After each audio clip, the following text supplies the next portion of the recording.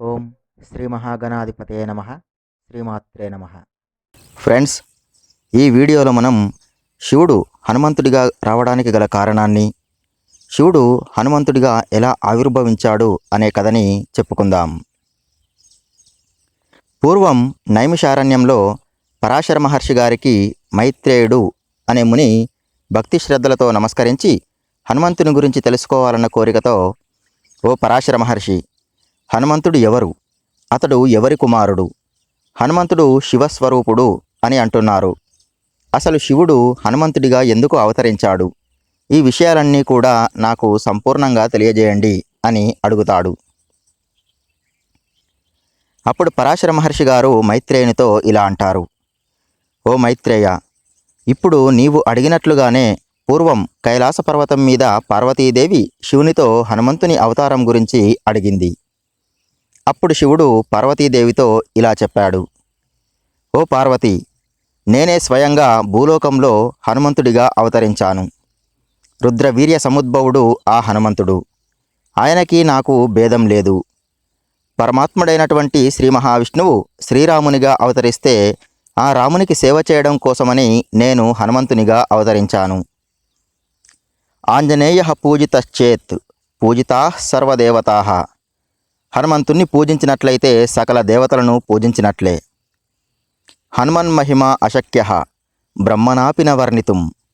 హనుమంతుని మహిమని బ్రహ్మదేవుడు కూడా వర్ణించలేడు. నా దైవం హనుమత్పరం. హనుమంతుని కన్నా గొప్ప దైవం మరొకరు లేరు. హనుమంతుణ్ణి ఉపాసించడం వల్ల బుద్ధిర్బలం, యశోధైర్యం, నిర్భయత్వమరోగత, అజాడ్యం, వాక్పటుత్వం చ హనుమత్స్మరణాత్ భవేత్. హనుమంతుణ్ణి ఉపాసించడం వల్ల బుద్ధి, బలం, కీర్తి, ధైర్యం, నిర్భయత్వం, వాక్పటుత్వం, అజాడ్యం లభిస్తాయి. భోగం కావాలనుకున్న వారికి మోక్షం ఉండదు. మోక్షం కావాలనుకున్న వారికి భోగం ఉండదు. కానీ హనుమంతుణ్ణి ఆరాధించే వారికి ఈ లోకంలో భోగం, పరలోకంలో మోక్షం, ఈ రెండూ కూడా లభిస్తాయి.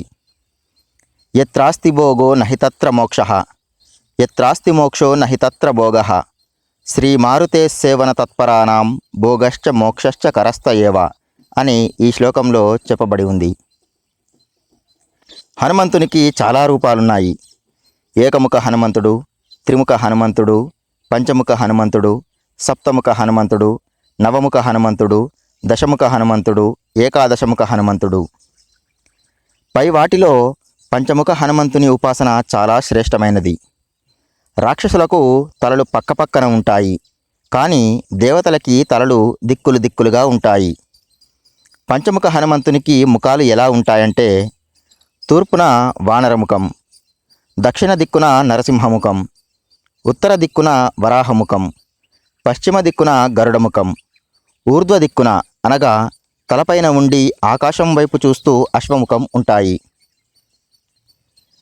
వందే వానర నారసింహ కగరాట్ క్రోడాశ్వ వక్రాంచితం. నానాలంకరణం త్రిపంచనయనం దేదీప్యమానం రుచ. హస్తాబ్జై అసికేట పుస్తక సుధాకుంభాం కుశాద్రీన్ హలం.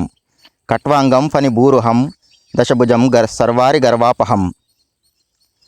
వానర, నరసింహ, గరుడ, వరాహ, అశ్వం అనేటువంటి 5 ముఖాలతో, అనేక అలంకారాలతో, దివ్య కాంతితో, దేదీప్యమైనటువంటి 15 నేత్రాలు, పద్మాల్లాంటి హస్తాలు, ఖడ్గము, డాలు, అమృత కలశం, అంకుశం, పర్వతం, నాగలి, మంచంకోడు, మనులు ధరించినవాడు, సర్పశత్రువు అయినటువంటి గరుత్మంతుని గర్వాన్ని హరించినవాడు అయిన హనుమంతునికి నమస్కారం అని ఈ స్తోత్రం యొక్క అర్థం. హనుమంతుడు 9 అవతారాలు ఎత్తి ఉన్నాడు. ప్రసన్నాంజనేయ స్వామి అవతారం, శ్రీ వీరాంజనేయ స్వామి అవతారం, వింశతి భుజ ఆంజనేయ స్వామి అవతారం, శ్రీ పంచముఖ ఆంజనేయ స్వామి అవతారం, అష్టాదశ భుజ ఆంజనేయ స్వామి అవతారం, స్వర్తల ఆంజనేయ స్వామి అవతారం, శ్రీ చతుర్భుజాంజనేయ స్వామి అవతారం, ద్వాత్రింశద్భుజ ఆంజనేయ స్వామి అవతారం, శ్రీ వానరాకార ఆంజనేయ స్వామి అవతారం. ఇక ఇప్పుడు మనం శివుడు హనుమంతుడిగా రావడానికి గల కారణాన్ని చెప్పుకుందాం. పూర్వం సింహిక అనే రాక్షసి విప్రచిత్తి అనే రాక్షసుని వివాహం చేసుకుంది. కొంతకాలానికి వీరికి 9 మంది కొడుకులు సంతానంగా కలిగారు. ఫ్రెండ్స్, ఈ సింహిక రాక్షసేనండి సుందరకాండలో హనుమంతుని చేతిలో చచ్చింది. అయితే ఆ 9 మంది సంతానంలో మొదటివాడు గార్ధబనిశ్వనుడు, రెండవవాడు నవగ్రహాల్లో ఒక్కడైనటువంటి రాహువు, మూడవవాడు విద్యుజ్జిహ్వుడు, నాలుగోవాడు శతకంఠ రావణుడు. ఇక మిగిలిన వారు అంతగా ప్రసిద్ధికెక్కలేదు. ఇందులో ఇప్పుడు మనం సింహిక అనే రాక్షసి మొదటి కొడుకైనటువంటి గార్ధబనిశ్వనుడి గురించి చెప్పుకుందాం. వీడి ముఖం గాడిద ముఖం. వీడు మాట్లాడితే కొన్ని లక్షల కోట్ల గాడిదలు ఒక్కసారిగా అరిచినట్లుగా ఉంటుంది. వీడు పుట్టగానే ఆకలితో అరిస్తేనే ఆ అరుపు వల్ల సప్త సముద్రాలు ఉప్పొంగిపోయాయి. భూమి కంపించింది. పర్వతాలు వణికి రాళ్ళు కింద పడిపోయాయి. భూకంపం వల్ల బీటలు వారి ఇల్లు కూలిపోయాయి. ఇంద్రలోకం, పాతాళలోకం కంపించాయి. దేవతలు అందరూ కూడా వీడు ఇప్పుడు ఆకలితో అరిస్తేనే ఇంత దారుణం జరుగుతుంది, ఇంకా వీడు పెరిగి పెద్దయ్యాక తపశ్శక్తి వల్ల ఏమైనా శక్తులు సాధిస్తే వీడి వల్ల లోకాలు ఏమవుతాయో అని అనుకున్నారు. మెల్లిగా గార్ధబనిశ్వనుడికి 8 ఏళ్ల వయసు వచ్చింది. అప్పుడు సింహిక వాణ్ణి దగ్గరకు తీసుకొని వాడి శరీర బలానికి సంతోషించి వాణ్ణి తపశ్శక్తివంతుణ్ణి చేయాలన్న ఉద్దేశంతో వాణ్ణి మరణాన్ని జయించిన వాడిగా చూడాలన్న కోరికతో శివుని గురించి తపస్సు చేయమని, అందుకు రాక్షస కులగురువు అయినటువంటి శుక్రాచార్యుణ్ణి ఆశ్రయించమని, భక్తి శ్రద్ధలతో ఆయనకి సేవలు చేసి ఆయన వద్ద నుండి శివుని మంత్రాన్ని ఉపదేశంగా స్వీకరించి ఆ శివుని గురించి తపస్సు చేసి మరణాన్ని జయించి తిరిగి రమ్మని చెప్పింది. అప్పుడు ఆ గార్ధబనిశ్వనుడు శుక్రాచార్యుని దగ్గరకు వెళ్ళి ఆయనకు సేవ చేసి ఆయన వద్ద నుండి శివునికి సంబంధించిన మంత్రాన్ని ఉపదేశంగా పొంది 6 నెలలు కఠోర తపస్సు చేశాడు. అప్పుడు శివుడు వాడి తపస్సుకు మెచ్చి వాడి ముందు ప్రత్యక్షం అయ్యాడు. ఏం వరం కావాలో కోరుకోమన్నాడు. అప్పుడు వాడు శివునికి నమస్కరించి, స్వామి, నాకు మరణం లేని వరాన్ని ఇవ్వమని కోరాడు.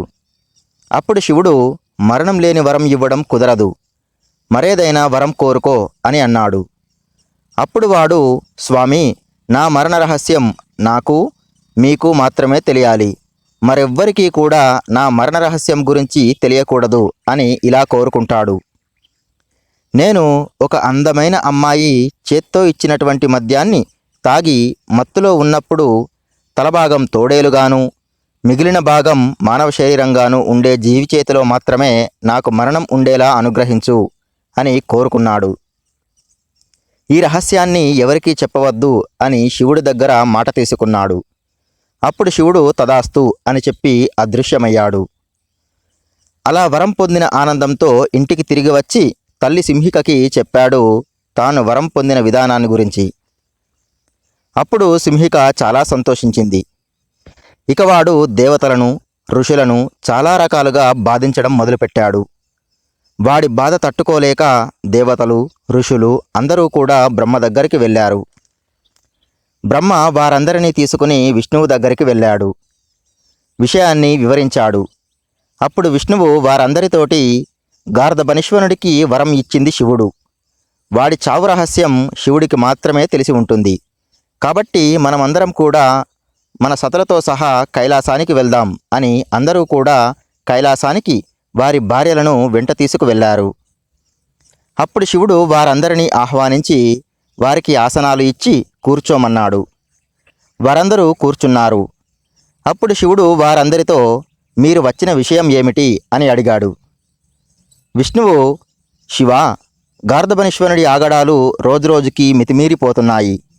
వాడి మరణ రహస్యాన్ని మాకు వివరించు. వాణ్ణి సంహరించి దేవతలకి, ఋషులకు వాడి పీడను వదిలేలా చేస్తాం అని అన్నాడు. అప్పుడు శివుడు, ఓ శ్రీహరి, వాడు నా భక్తుడు, నా గురించి తపస్సు చేసి వరాన్ని పొందాడు. పైగా వాడి మరణ రహస్యాన్ని ఎవరికీ చెప్పకూడదు అని నా నుండి మాట తీసుకున్నాడు. కాబట్టి నేను వాడి మరణ రహస్యాన్ని చెప్పలేను అని అన్నాడు. అప్పుడు విష్ణువు, నీకు నాకు అభేదం కదా, నాకు మాత్రమేనా చెప్పరాదా అని అడుగుతాడు.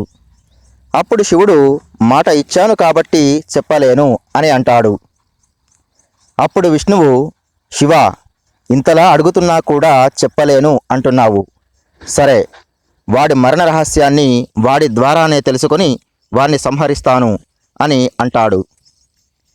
అప్పుడు శివుడు, ఓ శ్రీహరి, ఒకవేళ నువ్వు వాడి మరణ రహస్యాన్ని తెలుసుకుని వాణ్ణి సంహరించినట్లయితే నేను నీకు దాస్యం చేస్తాను అని దేవతలు అందరూ కూడా చూస్తూ ఉండగా శివుడు అన్నాడు. అప్పుడు విష్ణువు, ఓ శివా, నీకు నాకు భేదం లేదు అనే అటువంటి మాట నిజమైతే నేను గార్ధబనిశ్వరుణ్ణి వాడి నోటితోనే వాడి మరణ రహస్యాన్ని చెప్పించి వాణ్ణి సంహరిస్తాను. ఒకవేళ నేను వాణ్ణి సంహరించకపోతే నేను నీకు దాస్యం చేస్తాను అని దేవతలందరూ చూస్తూ ఉండగా విష్ణువు పలికాడు. ఇలా దేవతలందరూ చూస్తూ ఉండగా శివకేశవులు ఇద్దరూ కూడా ప్రతిజ్ఞ చేసుకున్నారు. ఇక దేవతలందరూ కూడా వారి వారి నివాసాలకు వెళ్ళిపోయారు. గార్ధబనిశ్వరుడు నర్మదా నదీ తీరాన రాజ్యాన్ని ఏర్పరచుకున్నాడు. ఒక ఉద్యానవనాన్ని నిర్మించుకున్నాడు. ఆ ఉద్యానవనంలో ఎన్నో రకాల సుగంధ వృక్షాలు ఉన్నాయి. ఒక వైశాఖ మాస పూర్ణిమ రోజున రాత్రి సమయాన వాడి ఉద్యానవనంలో నుండి సుమధుర గానం గార్ధబనిశ్వరునికి వినిపించడం మొదలైంది. ఆ గానం విన్నవాడు ఆ ఉద్యానవనంలోకి వచ్చి చూస్తే ఒక సుందరీమణి కనబడింది. ఆమె అందానికి వీడు ఆకర్షితుడయ్యాడు. ఆమె అందం వర్ణించడానికి వీలు లేనంతటి సుందర రూపంతో ఉన్నది.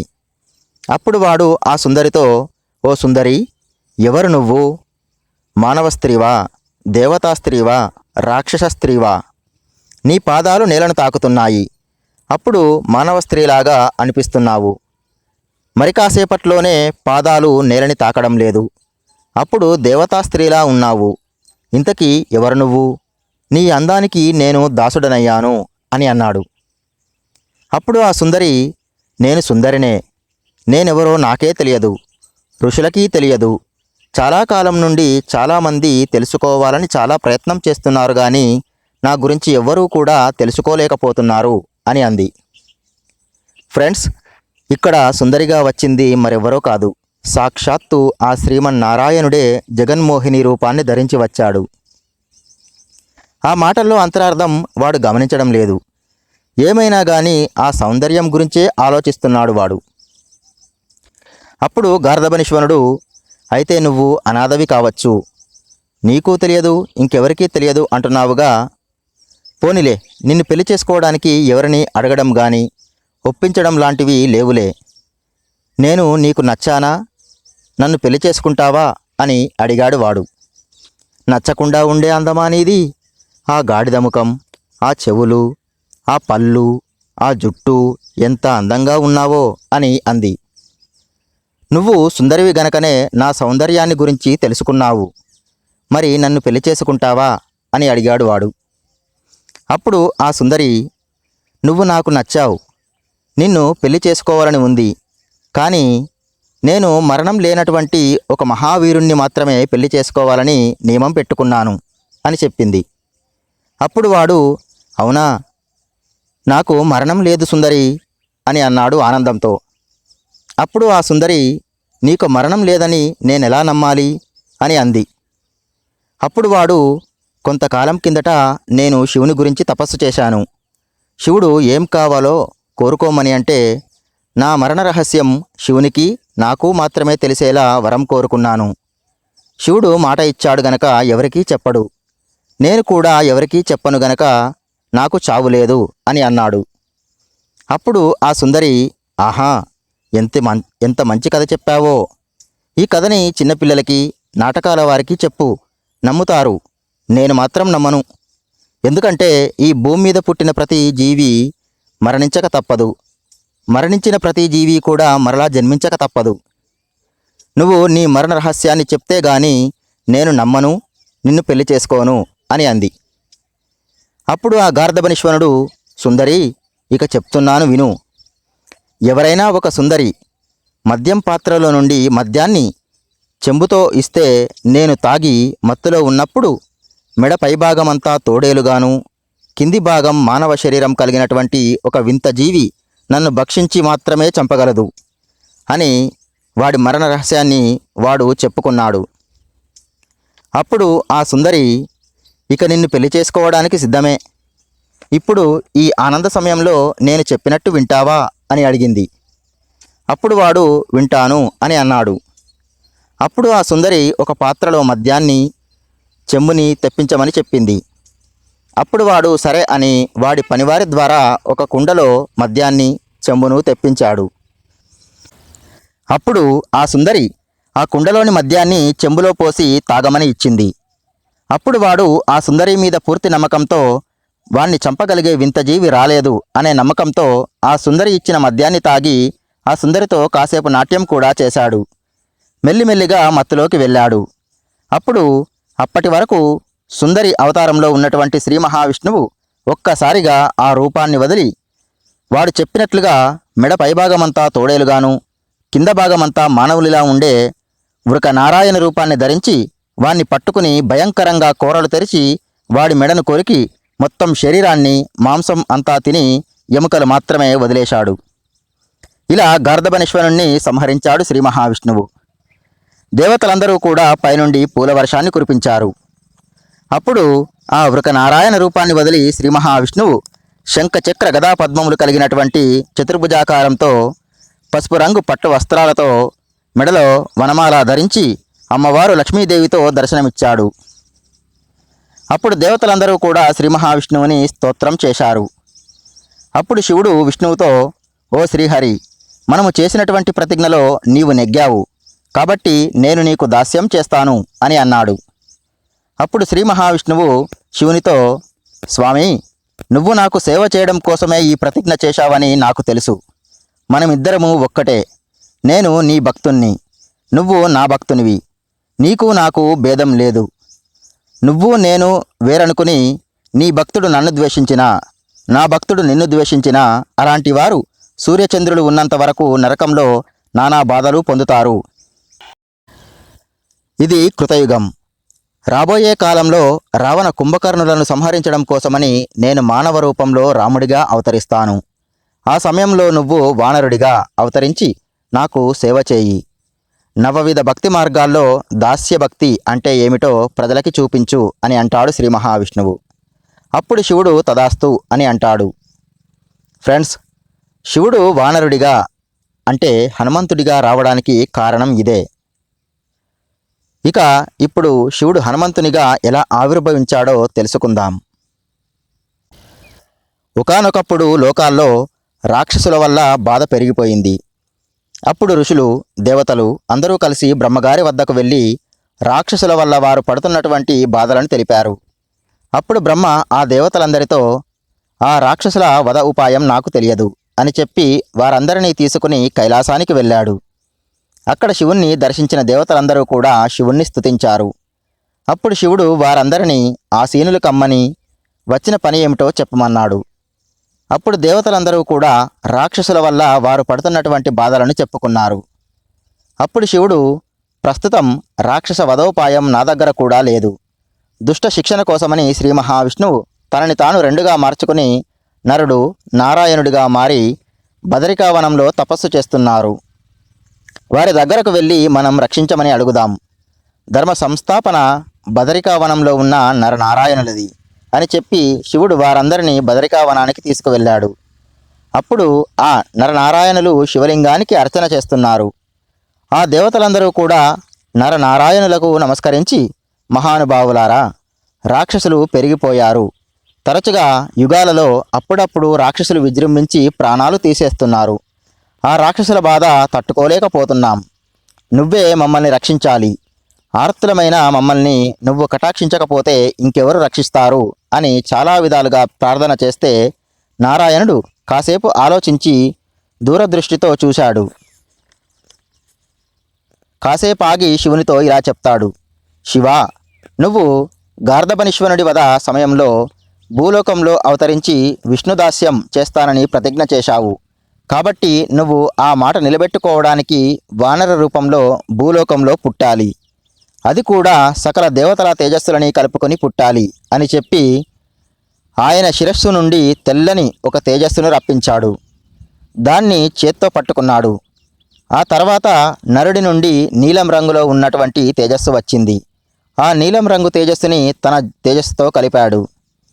శివుని తేజస్సును, బ్రహ్మగారి తేజస్సును, ఇలా సకల దేవతా తేజస్సులను కలిపి ఒక ముద్దగా చేసి ఆ ముద్దని శివునికి ఇచ్చి, శివా, ఈ సకల దేవతా తేజఃపిండాన్ని నువ్వు మృంగు. దీన్ని మోయగలిగే శక్తి, భరించగలిగే శక్తి నీ ఒక్కడికి మాత్రమే ఉంది. దీన్ని నీలో భద్రంగా ఉంచి సమయం వచ్చినప్పుడు పార్వతీ గర్భంలో ప్రవేశపెట్టు.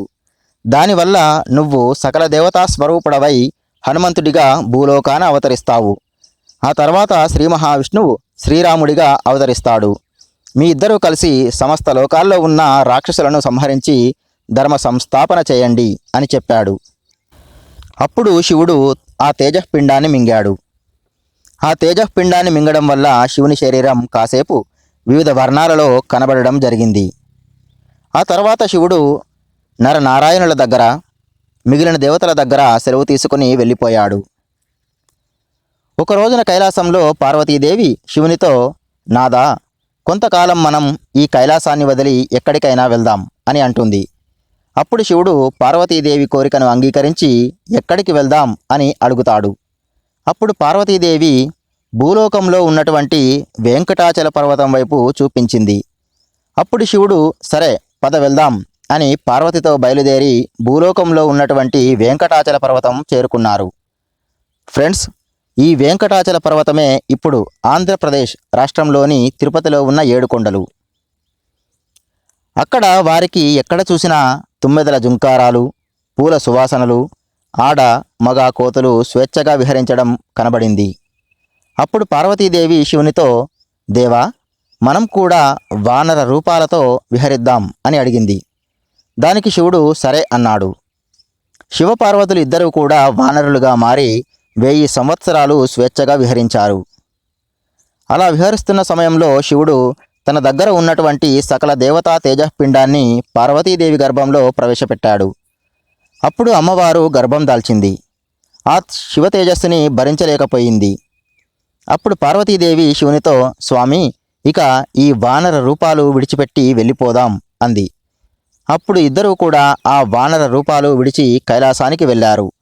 అప్పుడు పార్వతీదేవి తన గర్భంలో ఉన్న తేజఃపిండాన్ని బయటకు తీసి అగ్నిదేవుణ్ణి పిలిచి అగ్నికి ఇచ్చింది.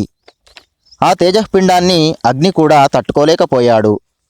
ఒక 3 రోజులు నీ వద్ద ఉంచు, ఆ తర్వాత వాయుదేవునికి అందించు అని పార్వతీదేవి చెప్పింది. అప్పుడు 3 రోజుల తర్వాత అగ్ని తన వద్ద ఉన్నటువంటి తేజఃపిండాన్ని వాయుదేవునికి ఇచ్చాడు. వాయుదేవుడు భక్తితో, వినయంతో దాన్ని పుచ్చుకుంటాడు. ఇలా కొంతకాలం తర్వాత ఒకానొక కాలంలో కుంజరుడు, వింధ్యావళి అనే వానర దంపతులు సంతానం కోసమని తపస్సు చేయాలని అనుకున్నారు. అప్పుడు బ్రహ్మ ప్రత్యక్షమై, మీకు జాతకరీత్యా గర్భం ధరించి సంతానం పొందే భాగ్యం లేదు, కాబట్టి మీరు శివుని గురించి తపస్సు చేయండి అని చెప్పాడు. అప్పుడు ఆ దంపతులు శివుని గురించి కఠోర తపస్సు చేస్తారు. అప్పుడు శివుడు ప్రత్యక్షమై ఏం వరం కావాలో కోరుకోమని అంటే, అప్పుడు ఆ దంపతులు మాకు సంతానం కలిగించమని కోరారు. అప్పుడు శివుడు ఆ దంపతులతో, మీకు ఈ జన్మలో సంతాన భాగ్యం లేదు, కానీ మీకు ఒక ఆడపిల్ల రాబోయే కాలంలో మీ దగ్గరికి చేరుతుంది. ఆ పాపని ప్రేమతో పెంచి పెద్ద చేయండి. ఆ పాప కడుపున నేను నా అమోఘ తేజస్సుతో వానరుడిగా పుడతాను. మీ వంశానికి అపూర్వమైన ఖ్యాతి వస్తుంది. ఆ పిల్లవాడు చిరజీవి అవుతాడు అని చెప్తాడు. ఆ దంపతులిద్దరూ కూడా శివుడు చెప్పినట్లుగా తమ వద్దకి వచ్చే ఆ పాప కోసమని ఎదురు చూస్తున్నారు. అలా ఎదురు చూస్తున్న వారి దగ్గరికి అహల్య గౌతముల పుత్రిక అయినటువంటి అంజనాదేవిని గౌతముడు ఆ కుంజరుడు, వింధ్యావళి అనే దంపతులకి నారద మహర్షి మాటపై అప్పగిస్తాడు. అప్పటికి ఆ పాపకి 3 సంవత్సరాల 3 నెలల 3 రోజుల వయస్సు. ఆ తర్వాత గౌతమ మహర్షి తపస్సు చేసుకోవడానికి వెళ్ళిపోయాడు.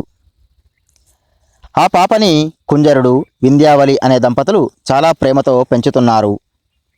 ఆ అమ్మాయి పెరిగి చాలా సౌందర్యవతి అయింది. ఆమె అన్ని విద్యలు నేర్చుకుంది. కామరూప విద్య కూడా నేర్చుకుంది. ఈ విద్యను నేర్చిన వారు ఏ రూపాన్ని అయినా ధరించవచ్చు. ఆమె పెళ్లి వయస్సుకు వచ్చింది. ఆ అమ్మాయికి తగిన వరుడు ఎవరా, ఎక్కడ ఉన్నాడా అని కుంజరుడు, వింధ్యావళి దంపతులు ఎదురుచూస్తూ ఉన్నారు. ఆ సమయంలో సుపర్వ అనే పర్వతం ఒకటుంది. ఆ పర్వతం పైన దేవతలు తపస్సు చేశారు. ఆ పర్వతంపైనే బ్రహ్మపుత్ర అనే పేరు కలిగినటువంటి వానర వీరుడు ఉన్నాడు. ఈయనే తన పరాక్రమం చేత తర్వాత కేసరి అనే పేరుని పొందాడు. ఈయన 60,000 వానరాలకు నాయకుడిగా ఉన్నాడు. ఒక రోజున కొంతమంది ఋషులు కేసరి వద్దకు వచ్చి శంఖం, శబలం అనే 2 రాక్షస గుణం కలిగినటువంటి ఏనుగులు వారిని చాలా హింసిస్తున్నాయని, వారి ఆశ్రమాలను కూలగొడుతున్నాయని, చెట్లను విరగ్గొడుతున్నాయని, వాటి కొమ్ములతో పొడిచి మరీ చంపుతున్నాయని, వాటిని చంపగలవాడివి నువ్వే అని తెలుసుకుని నీ దగ్గరికి వచ్చాము. బ్రహ్మపుత్రుడవైన నువ్వే వాటిని చంపగలవని తెలిసి వచ్చాం. వాటిని సంహరించి మమ్మల్ని కాపాడు అని వేడుకున్నారు. అప్పుడు ఆ బ్రహ్మపుత్రుడు వారందరితో వెళ్ళి చూస్తే వారి ఆశ్రమాలన్నింటినీ ధ్వంసం చేసి ఉన్నాయి ఆ 2 ఏనుగులు. అప్పుడు ఈ బ్రహ్మపుత్రుడు ఆ 2 ఏనుగులపై విజృంభించి వాటిని చావబాది వాటి తొండాలను పట్టుకుని చాకలి వాళ్ళు బట్టలను బండకేసి బాదినట్లుగా బాది వాటి దంతాలను విరగ్గొట్టి చంపేశాడు. అప్పుడు ఆ బ్రహ్మపుత్రుణ్ణి సింహ పరాక్రమం కలిగిన వాడు ఇతను. సింహం మాత్రమే ఏనుగులను చంపగలదు. ఈ ఏనుగుల రూపంలో ఉన్నటువంటి రాక్షసులను చంపినాడు కాబట్టి ఇతడు కేసరి అని అన్నారు. అప్పటి నుండి అతనికి బ్రహ్మపుత్రునికి బదులుగా కేసరి అనే పేరు స్థిరపడింది. ఋషులు ఆనందంతో ఉంటున్నారు. కొంతకాలానికి దితిగర్భం నుండి శంబసాధనుడు అనే రాక్షసుడు పుట్టుకు వచ్చాడు. వాడు బ్రహ్మ కోసం తపస్సు చేసి వానరుల చేతిలో తప్ప మరెవరి చేతిలోనూ చావు లేకుండా వరమియ్యమని కోరాడు. అప్పుడు బ్రహ్మ తదాస్తు అని వరమిచ్చాడు. ఇక వాడు విజృంభించి దేవతలను, ఋషులను చాలా పీడిస్తున్నాడు. అప్పుడు దేవతలందరూ బ్రహ్మ వద్దకి వెళితే బ్రహ్మ వారితో ఇలా అంటాడు: ఓ దేవతలారా, వాడు వానరుడి చేతిలోనే చస్తాడు. అది కూడా శంఖం, శబలంలను చంపిన కేసరి చేతిలోనే చస్తాడు. కాబట్టి మీరందరూ వెళ్ళి అతన్ని వేడుకోండి అని చెప్తాడు. అప్పుడు దేవతలందరూ కలిసి కేసరి దగ్గరకు వెళ్ళి వారి బాధని చెప్పుకున్నారు. ఋషుల, దేవతల కోరిక మేరకు కేసరి శంబసాధనుణ్ణి చంపడానికి బయలుదేరాడు. ఆ సమయంలో నారదుడు శంబసాధనుడి దగ్గరికి వెళ్ళాడు. వెళ్ళి అంతా క్షేమమేనా శంబసాధన అని అన్నాడు. అప్పుడు శంబసాధనుడు నేను క్షేమమే, మీరేంటి ఇలా వచ్చారు అని అన్నాడు. అప్పుడు నారదుడు ఓ శంబసాధన, ఋషులు దేవతలు అందరూ కలిసి కేసరి అనే వానరవీరుడి దగ్గరకు వెళ్ళి నిన్ను సంహరించమని వేడుకుంటున్నారని చెప్తాడు. అప్పుడు ఆ శంబసాధనుడు కోపంతో ఓహో, ఈ దేవతలంతా కూడా ఒక వానర వీరుడి దగ్గరికి వెళ్ళారా? వాడు వీళ్ళకి అభయమిచ్చాడా? వాడు నన్ను చంపడానికి వస్తున్నాడా? వాడు నన్ను చంపడం కాదు, నేనే వాణ్ణి చంపుతాను అని కేసరి దగ్గరికి వెళ్ళాడు. దేవతలందరూ భయంతో కేసరి మమ్మల్ని రక్షించు అని అన్నారు. అప్పుడు శంబసాధనుడు వాడెవడు మిమ్మల్ని రక్షించడానికి, వాణ్ణి నేను భక్షిస్తాను చూడండి అంటూ కేసరిపై ఖడ్గాన్ని విసిరాడు. ఆ ఖడ్గాన్ని కేసరి విరగ్గొట్టి పక్కన పారేశాడు. ఆ రాక్షసుని మీదకి ఒక రాయిని విసిరాడు కేసరి. ఆ రాక్షసుడు పక్కకి తప్పుకున్నాడు. ఇక వారిద్దరూ మల్ల యుద్ధానికి సిద్ధపడ్డారు. ఆ మల్ల యుద్ధంలో కేసరి వాడిని చపాతీ పిండిని పిసికినట్లుగా పిసికి కొట్టి చివరికి వాని చేతులు వెనక్కి విరిచి వెన్ను పూస మీద మోకాలు పెట్టి పుటుక్కున విరిచేశాడు. దాంతో దెబ్బకి చచ్చూరుకున్నాడు శంబసాధనుడు. అప్పుడు ఋషులు, దేవతలు అందరూ కూడా ఆనందంతో శీఘ్రమేవ కళ్యాణ ప్రాప్తిరస్తు అని దీవించారు. ఆ తర్వాత వారు వారి స్థానాలకు వెళ్ళిపోయారు. కొద్ది రోజుల తర్వాత నారదుడు, కపిల మహర్షి, తుంబురుడు, సనక, సనందన, సనత్కుమార, సనత్సుజాతులు, వశిష్ఠుడు వీరందరూ కూడా కుంజరుడు, వింధ్యావళి దంపతుల దగ్గరికి వచ్చారు. వారందరూ కుంజరుడితో మేము మీ అమ్మాయికి ఒక సంబంధం చూశాము అని చెప్పారు. అప్పుడు కుంజరుడు మీరందరూ ప్రముఖులు, మీ అందరూ వచ్చి ఒక సంబంధం చూశాము అంటే నేను కాదంటానా? ఇంతకీ ఎవరు ఆ వరుడు అని అడిగాడు. అప్పుడు వారందరూ కేసరి అనే వానర వీరుడి గురించి నీవు వినే ఉంటావు. శంఖం, శబలం అనే రాక్షస గుణాలు కలిగినటువంటి ఏనుగులను శంబసాధనుణ్ణి సంహరించాడు. అతడే వరుడు అని చెప్పారు. అప్పుడు కుంజరుడు అపురూప సౌందర్యవతి అయిన అంజనాదేవికి ఒక వానర వీరుడితో వివాహమా అని అనుకున్నాడు. ఆలోచించి మళ్ళీ చెబుతాను అని అన్నాడు. వచ్చిన వారందరూ నవ్వుకుని వెళ్ళిపోయారు. ఒక రోజున శివపూజకి పూల కోసమని సుబేల పర్వతానికి వెళ్ళింది అంజనాదేవి. ఆ సమయానికే కేసరి కూడా ఆ పర్వతానికి వెళ్ళాడు. అక్కడ వారిద్దరూ కూడా ఒకరిని ఒకరు చూసుకున్నారు. ఇద్దరూ కూడా ఒకరిని చూసి మరొకరు ఇష్టపడ్డారు. ఇద్దరూ కూడా వారి వారి ఇండ్లకు వెళ్ళిపోయారు. కేసరి వెంటనే నారద మహర్షిని కలిసి జరిగినదంతా చెప్పి, ఆ అమ్మాయితో నాకు వివాహం అయ్యేలా చూడండి స్వామి అని అన్నాడు. అప్పుడు నారద మహర్షి, మా ప్రయత్నము అదే నాయనా. ఆ అమ్మాయి కుంజరుడి పెంపుడు కూతురు అంజనాదేవి. ఆ అమ్మాయిని నీకిచ్చి పెళ్లి చేయాలనే మేము ప్రయత్నం చేస్తున్నాము అని చెప్పి నారదుడు కుంజరుడి దగ్గరకు వెళ్ళి, కుంజరా, కేసరితో అంజనాదేవికి వివాహం నీకు అంగీకారమేనా అని అడిగాడు. అప్పుడు కుంజరుడు అంజనాదేవిని పిలిచి, అమ్మా అంజనా, నీ కోసమని నారదాది మునీంద్రులు ఒక సంబంధం తెచ్చారు. అతడి పేరు కేసరి అట, వానర వీరుడట. అతన్ని పెళ్లి చేసుకోవడం నీకు ఇష్టమేనా అని అడిగాడు. అప్పుడు అంజనాదేవి తాను సుబేలా పర్వతం పైన చూసింది కేసరి అనే వానర వీరుణ్ణే అని కామరూప విద్య ద్వారా తెలుసుకుని కుంజరుడితో, నాన్నగారు, మీరు ఆ మాట అన్నాక నేను కాదంటానా అని తన అంగీకారాన్ని తెలిపింది. అప్పుడు కుంజరుడు, నారద మహర్షి, మేము వానర దంపతులం, అంజనాదేవి మానవకన్య. ఇప్పుడు కేసరికి అంజనాదేవికి వివాహం అంటే నరవానర వివాహం ఎలా అని ఆలోచిస్తున్నాను అని అనగానే, అప్పుడు నారద మహర్షి అంజనాదేవిని ఒక్కసారి వానర రూపం ధరించమ్మా అని అనగానే వెంటనే అంజనాదేవి మానవ రూపంలో నుండి కామరూప విద్యతో వానర స్త్రీగా మారింది. కొద్ది రోజుల్లోనే వైశాఖ మాసంలో శుక్లపక్ష ఏకాదశి తిథి శుక్రవారం రోజున అంజనాదేవి కేసరులకు నరవానర సాంప్రదాయ శాస్త్రోక్తంగా నారద మొదలైన మునీంద్రాదులు సకల దేవతలు చూస్తూ ఉండగా వివాహం జరిగింది. ఆ తర్వాత అంజనాకేసరి దంపతులు సుపర్వ పర్వతానికి వెళ్ళిపోయారు. 1000 సంవత్సరాలు గడిచినా సంతానం కలగలేదు వారికి. సంతానలేమి బాధను భరించలేకపోయింది అంజనాదేవి. అప్పుడు కేసరి తనకు నారదుడు చెప్పిన మాటలు అంజనాదేవికి ఇలా చెప్పాడు. కేసరి, నీకు సంతానం నీ వల్ల కలగదు, నీ భార్య వలనే కలుగుతుంది. కామరూప విద్య గలది, మంత్రానుష్ఠానం చేయగలది. ఆవిడ మాత్రమే నిష్ఠతో తపస్సు చేసి నీకు సత్సంతానాన్ని ఇవ్వగలదు. నువ్వు భూమండలాన్ని పరిపాలన చెయ్యి, నీ భార్యని తపస్సుకు పంపు అని నారదుడు చెప్పినట్లుగా కేసరి అంజనాదేవితో చెప్పాడు. అలా చెప్పి నారద మహర్షిని పిలిపించాడు కేసరి. నారద మహర్షి ఒక రోజున ఈశ్వరుని ఒక మంత్రాన్ని అనుష్ఠానంగా ఇచ్చాడు. వెంకటాద్రికి వెళ్ళి 7 పర్వతాల మధ్యలో కూర్చుని తపస్సు చెయ్యి. ఏదైనా నీ చేతిలో అనుకోకుండా పడిన ఆహారం మాత్రమే స్వీకరించి తపస్సు చెయ్యి అని అంజనాదేవికి చెప్పాడు నారదుడు. అప్పుడు అంజనాదేవి నారదమునికి నమస్కరించి ఒక శుభముహూర్తంలో 7 కొండలకి బయలుదేరింది. నారద మహర్షి చెప్పినట్లుగా అంజనాదేవి 7 పర్వతాల మధ్యలో కూర్చుని తపస్సు చేస్తుంది. వాయుదేవుడు అంజనాదేవి తపస్సును చూసి ఆవిడ చేతిలో ప్రతిరోజు ఒక ఫలాన్ని వేస్తున్నాడు. అలా చేతిలో పడిన ఫలాన్ని దైవప్రసాదంగా స్వీకరించి కళ్ళకి అద్దుకొని తిని తపస్సు చేస్తూ ఉంది అంజనాదేవి. ఇలా కొద్ది రోజులు గడిచిన తర్వాత వాయుదేవుడు ఇంతకాలం తన దగ్గర దాచి ఉంచుకున్నటువంటి సకల దేవతా తేజఃపిండాన్ని ఒక రోజున అంజనాదేవి చేతిలో పండులాగా వేశాడు.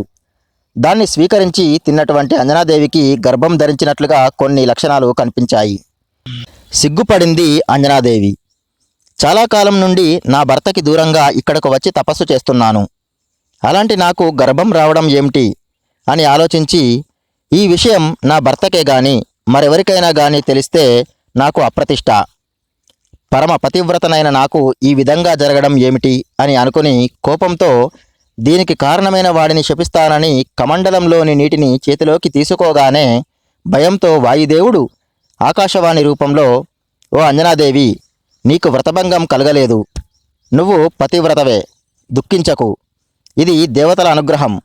సకల దేవతల తేజస్సులను శివుడు తన తేజస్సుతో కలిపి పార్వతీ గర్భంలో ప్రవేశపెడితే ఆ తేజస్సును పార్వతీదేవి అగ్నికి ఇస్తే ఆ అగ్ని వాయుదేవుడినైన నాకు ఇస్తే దాన్ని నేను నీకు ఫలంగా ఇచ్చాను.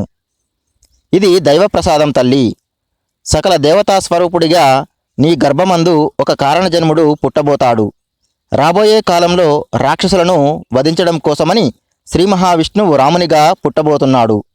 ఆ రామునికి సేవ చేయడం కోసమని ఒక మహానుభావుడు నీ గర్భం నుండి ఆవిర్భవిస్తాడు అని వాయుదేవుడు చెప్పాడు.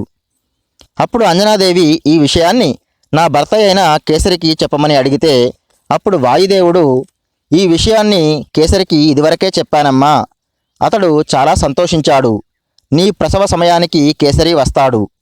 నువ్వు ఇక ఈ విషయం గురించి బాధపడకు అనగానే అప్పుడు అంజనాదేవి తనకు కలిగిన అనుమానాన్ని బాధని తొలగించుకుని ఆనందపడింది. ఇక్కడ ఇది ఇలా ఉండగా కైలాసంలో పార్వతీదేవి శివునితో, దేవా, మీ అమోఘమైన తేజస్సుతో అంజనాదేవి గర్భంలో ప్రవేశించారు. నేను మీతో తోడుగా లేనట్లయితే పుట్టేటువంటి మీ అంశ జగత్తులో ప్రసిద్ధికెక్కదు అని అనగానే అప్పుడు శివుడు నవ్వి, నేను వానరుడిగా అంజనాదేవి గర్భంలో తయారవుతాను. నువ్వు నా తోకగా నాతో రా అని చెప్పాడు. హనుమంతుడి శరీరం అంతా ఈశ్వరుడు, తోక మాత్రం అమ్మవారు. అందుకోసమే హనుమంతుని తోకకి వాలపూజ అని చేస్తారు. వాలపూజ అంటే అమ్మవారికి పూజ అన్నమాట. అలా అంజనాదేవి గర్భం దాల్చింది. అది కూడా వైశాఖ మాసంలోనే. అందరూ కూడా 9 నెలలు గర్భంలో శిశువును మోసి పిల్లల్ని కంటారు. అయితే అంజనాదేవి 12 నెలల తర్వాత అంటే మళ్ళీ వైశాఖ మాసం వచ్చినప్పుడు హనుమంతునికి జన్మనిచ్చినది. మనం హనుమంతుడి ఆవిర్భావ వర్ణన తెలుసుకుందాం. వైశాఖే మాసి కృష్ణాయాం దశమీ మంద సంయుత పూర్వప్రోష్ఠ పదాయుక్త పదా వైద్యుతి సంయుత. వైశాఖ మాసంలో కృష్ణపక్షంలోని దశమి తిథి శనివారం రోజున పూర్వాభాద్ర నక్షత్రం వైద్యుతి యోగం కలిగినటువంటి తస్యాం మధ్యాహ్న వేళాయాం జనయామాస వైసుతం మహాబలం మహాసత్వం విష్ణుభక్తి పరాయణం. ఆనాటి మధ్యాహ్న సమయాన అంజనాదేవి పుత్రుణ్ణి కన్నది. అతడు మహాబల సంపన్నుడు, మిక్కిలి శక్తి, విష్ణుభక్తి కలవాడు. సర్వదేవమయం వీరం బ్రహ్మ విష్ణు శివాత్మకం వేద వేదాంగ తత్వజ్ఞం సర్వ విద్యా విశారదం. సర్వదేవాత్మక వీరుడు బ్రహ్మ, విష్ణువు, మహేశ్వరుడు తానే అయిన సృష్టి స్థితి లయాత్మకుడు, వేదముల వేదాంగముల తత్వం ఎరిగినవాడు, అన్ని విద్యలయందు మేటి అయిన సర్వబ్రహ్మ విదాం శ్రేష్టం సర్వదర్శన సమ్మతం మాణిక్య కుండలధరం దివ్య పట్టాంబరాన్వితం. సమస్త బ్రహ్మజ్ఞ లోకమున శ్రేష్ఠుడు, దర్శనముల వాదములచే అంగీకరింపదగినవాడు, మాణిక్య కుండలములు ధరించినవాడు, దివ్యమైన పట్టు వస్త్రాలు ధరించినవాడు, కనకాచల సంకాశం పింగాక్షం హేమమాలినం స్వర్ణయజ్ఞోపవీతం చ మణినూపుర శోభితం. మేరు పర్వతంతో సమానమైనవాడు, గోరోజనపు రంగు కలిగినటువంటి కన్నులు గలవాడు, స్వర్ణమయమైన జంధ్యమును ధరించినవాడు, మణులు పొదగబడిన నూపురములు అనగా గజ్జెలు కలిగినవాడు, ధ్వజవజ్రాంకుశఛత్ర పద్మరేకాంగ్రి సంయుతం దీర్ఘలాంగూల సహితం దీర్ఘకాయం మహాహనుం. ధ్వజము, వజ్రాయుధము, అంకుశము, ఛత్రము, పద్మము అను రేఖలతో కూడినటువంటి పాదములు, పొడవైన తోక, గొప్ప దేహము, పెద్ద దవడ కలవాడు. కౌపీనకటి సూత్రాభ్యాం విరాజితం మహాభుజం ఆశ్చర్యభూతం లోకానాం వజ్ర సంహననం కపిం. కౌపీనము అనగా గోచీగుడ్డ, మొలతాడుచే ఉన్నవాడు, గొప్ప బాహువులు కలవాడు, లోకములకి ఆశ్చర్యం కలిగించే వజ్రదేహాన్ని కలవాడు, కపిరూపం గలవాడు, సర్వలక్షణ సంపన్నం కిరీట కనకాం గదం ప్రభుయామితయా విష్ణు రవితారమివావరం. సమస్త శుభలక్షణములు కలవాడు, కిరీటము, బంగారు భుజకీర్తులు కలిగినవాడు, అమితమైన కాంతి చేత వేరొక విష్ణువు యొక్క అవతారమా అనేలా ఉన్నవాడు. ఈ విధంగా హనుమంతుడి ఆవిర్భావ వర్ణన పరాశర సంహితలో తెలియజేయబడింది. ఈ వీడియో మీకు గనక నచ్చినట్లయితే ఈ వీడియోని లైక్ చేయండి, కామెంట్ చేయండి, షేర్ చేయండి. అలాగే మా ఛానల్ని సబ్స్క్రైబ్ చేసుకుని పక్కనే ఉన్నటువంటి బెల్ సింబల్ని నొక్కి ఆల్ అనే ఆప్షన్ని ఎంచుకోండి. ఈ వీడియోని చూసినందుకు మీకు ధన్యవాదాలు.